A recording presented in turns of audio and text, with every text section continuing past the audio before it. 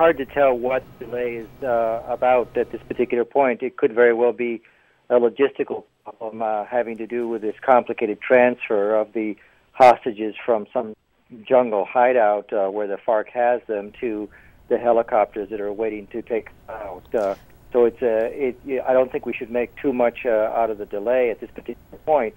The larger issue, of course, is whether this is a first step in an exchange of prisoners over the long run, or whether this is just simply a one-time deal. Yeah, it's interesting that this is an unconditional release, the first one in 5 years.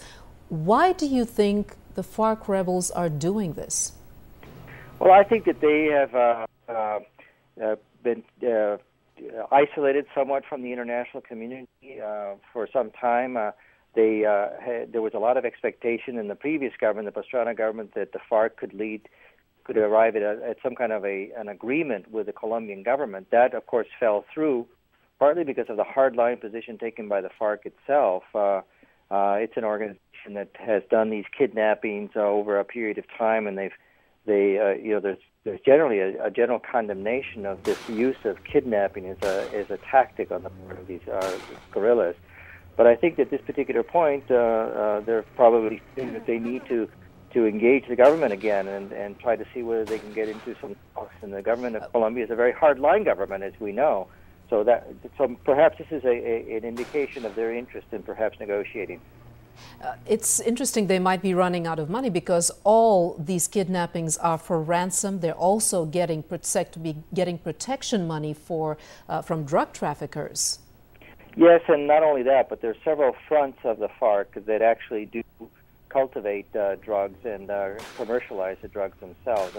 This is probably an organization that would not have been able to survive if it weren't for the illicit activities that they have engaged in with both drug trafficking as well as this kidnapping racket.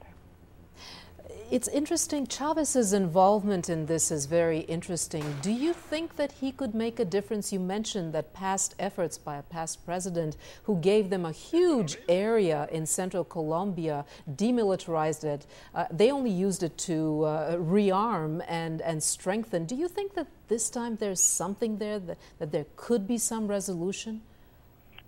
Well, it could very well be. They are in some ways up against the wall, so to speak. The government has taken a hard line on them with U.S. assistance beginning in the Clinton administration.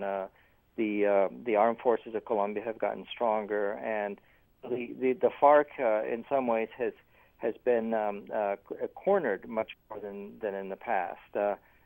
So there could be some incentive on their part to try to come to some accommodation. It's not quite clear. I mean, Chavez obviously loves to grandstand and this sort of thing.